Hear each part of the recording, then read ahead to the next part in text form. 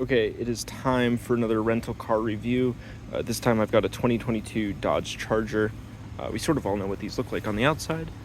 This car has a V6 making 292 horsepower, and it's got an 8-speed automatic transmission, no CVT pretending to be an auto. I believe it is true auto. I think, we all know what these look like. I think they look pretty good.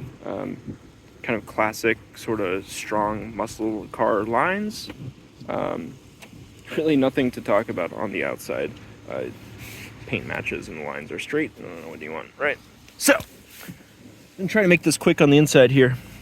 So I've got a couple things I want to talk about. First, let me touch on the driving experience. So, it's actually pretty good. Again, 292 horsepower. You've got an 8-speed transmission.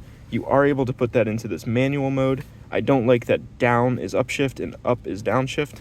That's backwards to what I want, but it is what it is. Red line, 6,500 RPM. It's a little hard to see where that red line is. I don't like that they have a red ring with the red line there. Kind of an odd choice of design, but it's an automatic, so you don't really need to worry about it. Kind of who cares? Steering wheel controls, this is all technically driver experience. So steering wheel controls are standard, sort of cycle through different screens and crap with these buttons. Rear buttons control various features and aspects of this, which I'll touch on in a moment. In terms of feel, there's fairly good feedback from the steering wheel. There are actually several different settings that you can set for the steering wheel feel. Normal, sport, and comfort. I've tried comfort. Comfort feels very floaty, very disconnected from the road. Sport has a decent road feel through the steering wheel to the driver. I haven't tried normal. I'm assuming it's somewhere in between. But it's sort of a sport car, so I'm leaving it on sport. Throttle response is very touchy. Now, I think it's important to say touchy versus twitchy. It is very definitive of when you push the pedal in, it goes. The Kia Soul that I reviewed a while back was touchy and sort of sporadic, where you'd push the pedal down and there was this big dead zone, and then you'd hit the acceleration point and the car just sort of you weren't able to really drive it smoothly because of the way the pedal felt and reacted. This pedal is pretty responsive, very responsive, actually. You need to push it only maybe half a centimeter to start going, and the car is very excited to go. So you do need to be a little careful feathering it in sort of city traffic and stop and go, but it's very controllable compared to the Kia Soul. So I like that. The brakes are quite nice. This car is a 2022, so still pretty fresh all around. Everything is fairly tight. I don't have any creaks or rattles. The suspension feels planted. You are also able to turn off traction control with a dedicated button. I like that. I have not turned it off. Maybe I will. But yeah, overall, the car is fine to drive. It's got good pickup, good get up and go. I think when I'm on the highway and I want to pass somebody and I put my foot down, I think it takes a little too long to drop down as many gears as it decides it wants to drop down before you go, which can be kind of awkward if you want to sort of make a quick pass, hit the turn signal, mat the pedal, go over, and then come back.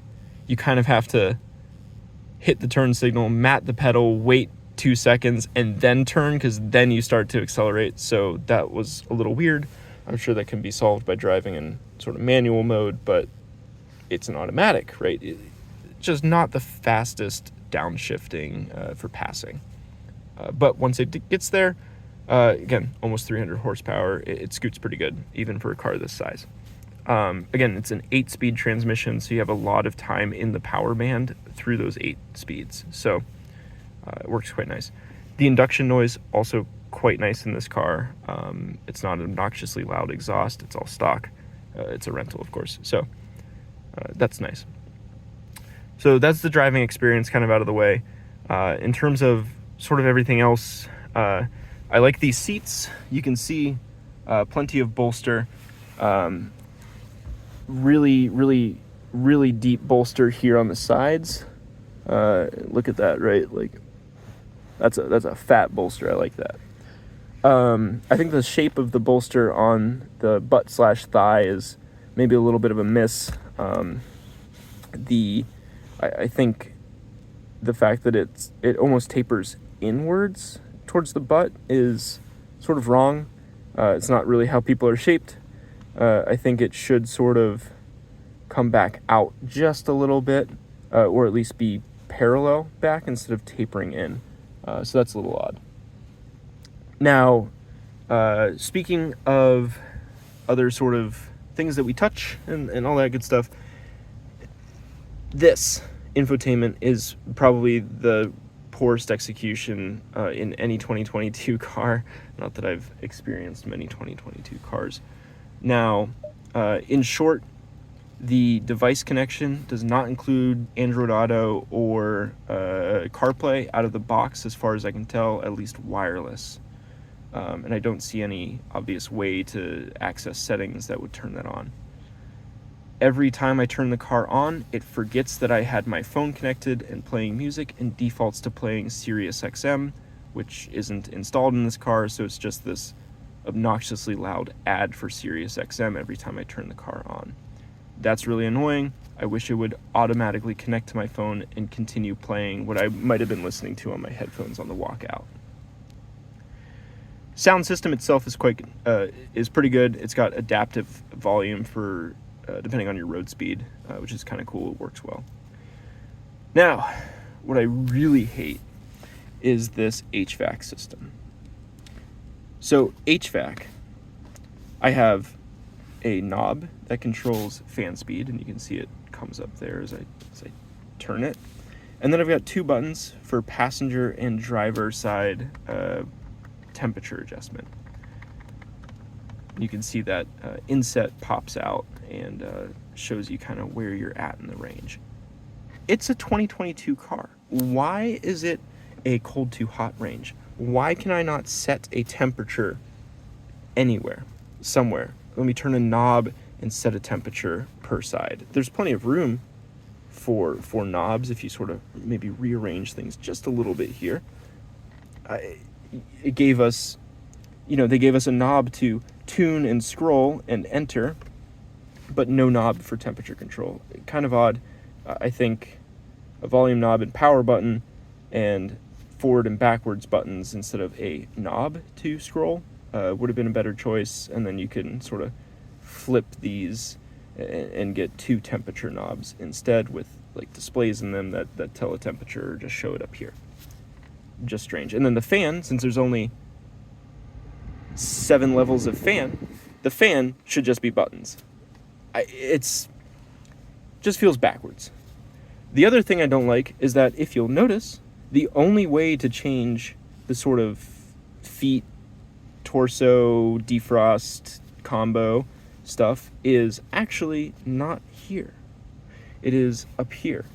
And so, of course, I can do my defrosters down here and recirc down here, but whatever. To change the fan sort of positions, I have to come here. Currently, I've got the torso and feet selected, and this is where my sync lives as well, to sync the temperatures, passenger and driver side. And I've got sort of the same controls that I have here repeated here. Annoyingly, if I do say I want the front defroster on and click this button, you can see all these icons are now the same size. The front icon is illuminated and the fan bumps up to almost max.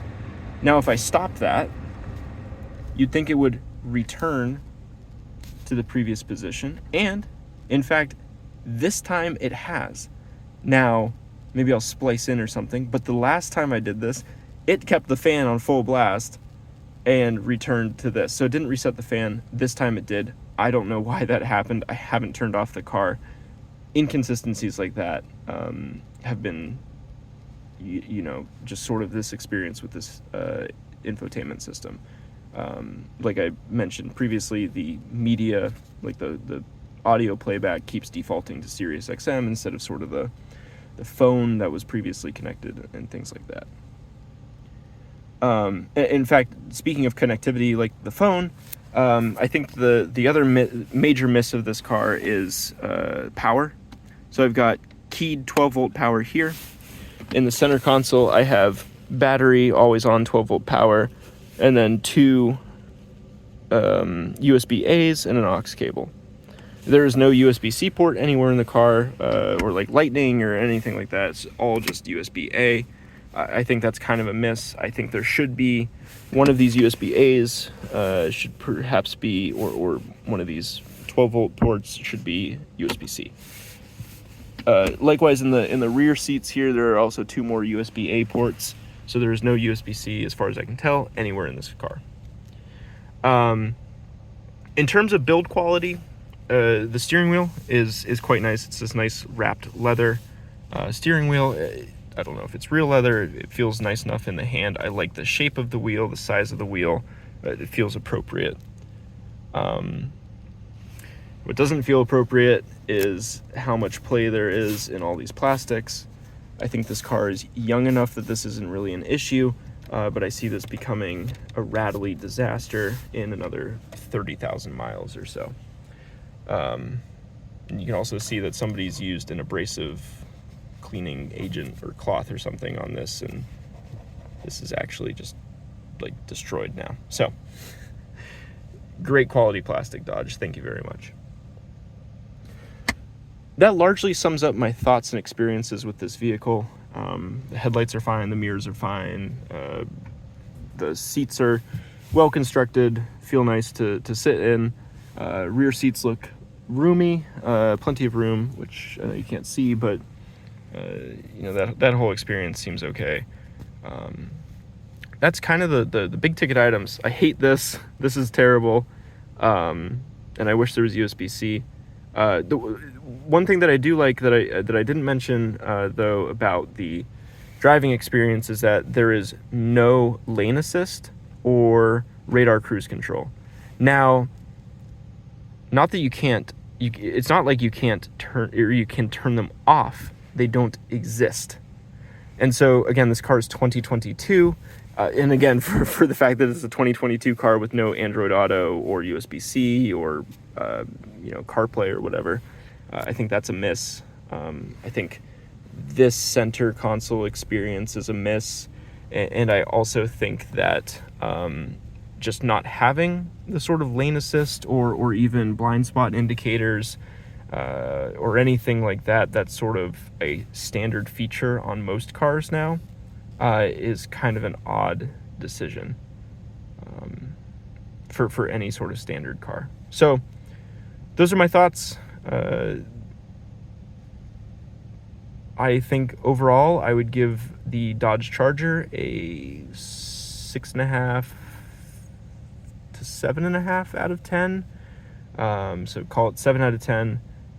Just because I think it drives pretty nice. Actually, it handles pretty okay. It's got some good power. I enjoy the touchy throttle response without being a twitchy throttle response. It gets actually pretty good gas mileage. It's dropped from 28 to 25 during this filming. Whoops.